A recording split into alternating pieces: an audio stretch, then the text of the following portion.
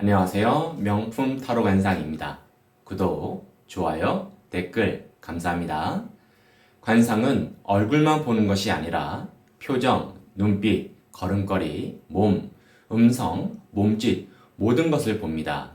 그러니까 얼굴의 어느 부분만을 보고 코가 크니까 정력이 세고 이마가 넓으니 천의 눈이 좋았겠네 등 마치 전체를 본 것 마냥 말하는 것은 위험합니다.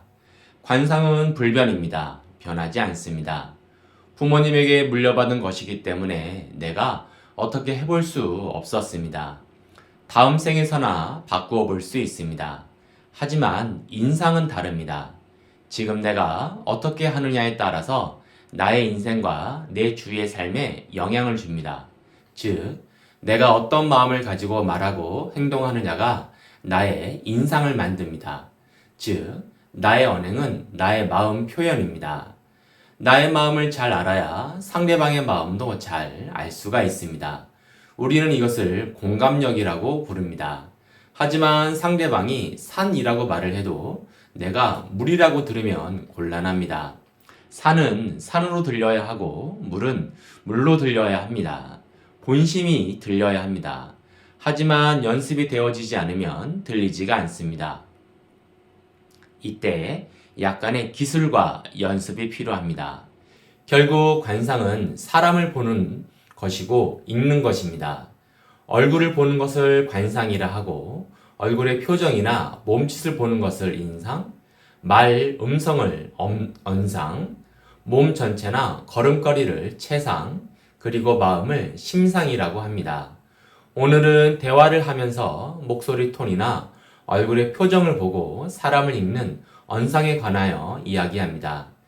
결국은 얼굴을 보고 대화를 통해 상대방이 뭐를 이야기하려고 하는지 알아차려야 합니다. 본심이 뭔지, 근본 마음이 뭔지, 도대체 뭐를 말하려고 저렇게 뜸을 들이고 말을 이리저리 돌리는지 알아차려야 합니다. 그러려면 상대방의 말 중에서 사실과 감정을 분리하면 수면 아래에 있는 근본 마음, 핵심이 보입니다. 어떻게 하는 게 듣기, 경청을 잘하는 것일까요? 듣기 어떻게 하세요? 물어보면 다 답이 비슷한 것 같습니다. 잘 들어줘야 한다. 참는다. 무조건 들어줘야 한다. 헛소리해도 들어줘야 한다. 일단 참는다. 그리고 눈을 맞춘다. 고개를 끄덕인다. 오, 그래. 대박. 헐. 막 이런 추임새를 넣는다. 이 정도 말씀을 하십니다. 하지만 이건 경청이 아닙니다. 이거는 경청을 시작하는 그냥 분위기 조성입니다. 내가 너에게 집중하고 있으니까 나 이제 경청 시작한다. 이야기해도 좋아라고 하는 무드 조성은 되는데 정말 중요한 순간에 그걸 해낼 수 없다는 것입니다. 그러니까 우리가 많은 순간에 눈을 맞추면서 다른 생각을 하지 않습니까? 어우, 쟤 왜 이래? 이렇게 말이 길어. 내가 이거 언제 끊어야 돼? 이렇게 생각한다거나 고개를 끄덕이면서 내가 여기서 어떻게 치고 나가야 되지? 그러니까 그거는 사실 굉장히 형식적인 것이 될 수 있다는 겁니다. 제가 권하고 싶은 안전한 환경을 만드는 3가지의 듣기 기술을 말합니다. 첫 번째 요인은 사실을 듣자입니다. 우리가 예를 들어서 누구한테 야, 저기 사과 좀 한번 가져와 봐 이렇게 말했을 때 응 하고 사과를 갖다 주는데 그게 엉뚱한 사과일 때가 많습니다. 그거는 사과가 다른 겁니다. 서로 다른 사과인 겁니다. 이렇게 내가 말한 거하고 달라서 생긴 오해들이 정말 많습니다. 그러니까 우리가 일하면서도 야, 내가 언제 그렇게 말했어? 분명히 그러셨잖아요. 이렇게 옥신각신이 되는 겁니다. 사실 듣기입니다. 상대가 말한 내용들을 정리하여 듣기입니다. 살면서 위기일 때, 웅덩이에 빠졌을 때 누군가 그런 대화를 할 수 있다면 그 다리가 사다리가 돼서 그 웅덩이에서 이렇게 올라올 수 있습니다. 근데 그런 대화하기가 참 쉽지 않습니다. 왜냐하면 내가 이 말하면 제가 어떻게 볼까? 내가 이렇게 말해도 되나? 나한테 뭐라고 하겠지? 라고 계속 우리가 나를 계속 숨기고 방어하기 때문에 그런 이야기를 못하게 됩니다. 그런데 그런 얘기를 하려면 대화하고 있을 때 이 대화가 안전하게 느껴져야 제가 막 이런 이야기를 하게 됩니다. 마찬가지로 대화가 안전하게 느껴져야 하는데 그러려면 말하는 사람도 나를 오픈하는 몫이 있지만 이 상대편도 그걸 안전하게 듣는 방법이 정말 중요합니다. 생각해보면 우리의 말은 프레젠테이션이 아니기 때문에 대화할 때 삼천포도 엄청 다녀오고 1절부터 4절까지 진행했다가 말을 하면서 잠깐만 내가 무슨 말을 하고 있지? 이게 우리의 일상 대화입니다.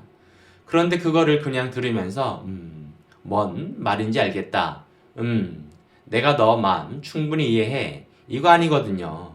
그럴 때 이렇게 합니다. 나는 내가 한 말을 이렇게 이해했는데 맞나요? 내담자가 말하고 싶은 게 이거라고 나는 들었는데 맞나요? 요약하면서 정리하는 게 필요합니다. 이게 사실 듣기입니다. 이걸 해야 대화가 끝났을 때 이 산이 어딘가? 여기가 어디야? 이게 안 됩니다. 이거 안 하면 내가 참기만 했지 대화의 방향을 잡을 수가 없습니다. 이해의 말을 서로 공유하는 그 문장이 필요합니다. 두 번째는 감정 듣기입니다. 말하는 사람의 감정을 파악하고 말로 표현하며 듣기입니다. 대화를 나누면서 저 사람이 이야기할 때 내가 느껴지는 감정, 내가 관찰한 감정을 실시간으로 생중계하는 겁니다. 그러니까 속상했겠네, 불안했겠다, 초조했겠어, 진짜 답답했겠다 이렇게 감정 단어를 활용해서 너 이런 마음이지 라는 걸 내가 알려주는 겁니다. 제가 이제 상담하다 보면 많은 분들이 가슴을 치세요. 그게 무슨 말이냐 하면 내 아내가, 친구가, 상사가 여기 좀 알아달라는 겁니다. 여기를 알아달라는 거예요. 근데 여기에 결국 뭐겠어요? 감정을 알아달라는 겁니다. 근데 이게요, 생각보다 어렵습니다. 왜냐하면 감정 단어를 활용해서 생중계를 해라. 이론은 쉽지만 이거 잘 안 됩니다. 안 되는 분들의 특징이 뭐냐면 본인의 감정을 모르시는 분들입니다. 그러니까 내가 굉장히 멘붕에 빠졌을 때 내 안에 여러 가지 감정들이 있습니다. 분노, 서운함, 불안함 등 그 감정을 좀 세밀하게 구분할 줄 아는 사람들이 타인의 감정도 공감을 잘하는 겁니다. 아주 많은 분들이 본인의 감정을 그냥 퉁 칩니다. 짜증나, 끝. 열받아, 끝. 그걸 퉁친다는 표현이 참 어떻게 들릴지는 몰라도 참 일반적으로 많이들 쓰십니다. 그냥 그 감정들을 퉁칩니다. 그러면서 그 누구의 이야기를 들을 때 이렇게 레파토리를 넓게 해서 감정을 공감하기는 어렵습니다. 두 번째 꼭 해야 될 것은 감정단을 활용해서 느낌을 알아차리자입니다. 세 번째는 핵심 듣기입니다. 말하는 사람이 표현하지는 못했지만 알아주었으면 하는 속마음이나 핵심 메시지를 발견하면 듣기입니다. 즉, 근본 마음입니다. 내담자가 굳이 입을 통해서 표현하지는 않았지만 궁극적으로 말하고자 하는 것입니다. 우리는 그것을 우리가 이제 핵심을 듣는 것입니다. 그런데 이게 어렵냐면 숨겨져 있어서 그렇습니다. 우리가 사람들이 원하는 것에 대해서 이야기하지 않고 원하지 않는 것에 대해서 불평하고 비난하는 대화에 익숙합니다. 예를 들어 길을 걸어가다가 왜 이렇게 길이 지저분해? 맨날 공사야. 이렇게 누가 말한다고 치면 그 사람들이 원하는 게 뭘까요? 길이 잘 정돈되었기를 바라는 겁니다. 근데 길거리를 가면서 길이 잘 정돈됐으면 좋겠네. 이렇게 말 안 합니다. 그냥 불평하고 비난하는 거에 저희가 익숙합니다. 대화도 마찬가지입니다. 그 사람이 불평하고 비난하고 한탄하는 그 어떤 마음속에 숨겨진 핵심을 찾아야 합니다. 어렵다. 그걸 어떻게 찾아? 이 듣기의 기술을 잘 구사할 수 있는 사람이 되기 위해서는 뭐를 어떻게 해야 되는 걸까요? 어렵지 않습니다. 이게 생각보다 어렵지 않다는 겁니다. 우리 일상에서 발견이 가능합니다. 예를 들어 보겠습니다.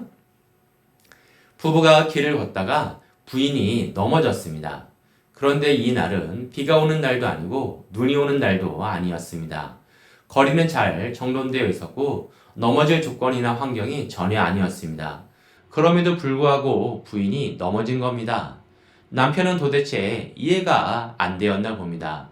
남편은 황당한 표정을 지으며 왜 넘어졌냐 이겁니다. 그 순간 분위기는 싸해졌습니다. 이때 남편이 하는 말은 정해져 있었습니다. 괜찮아? 어디 다치지는 않았어? 걱정을 살펴주기를 먼저 해야 되는 것입니다. 학습 효과가 있어서 얼른 사과를 하고 정정을 했지만 이미 타이밍이 늦었습니다. 굉장히 어려운 순간에 중요한 순간에만 있는 게 아니라 일상에서 저 사람이 불평하고 불만이 있고 뭐가 잘 안 되고 짜증낼 때 뭘 잘하고 싶었지?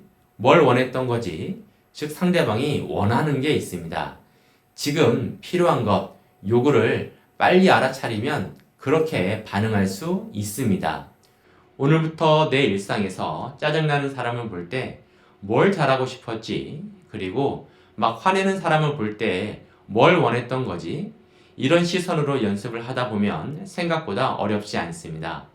원하는 것을 찾아낼 때 우리가 좀 더 한층 깊은 대화로 들어갈 수 있습니다. 감사합니다.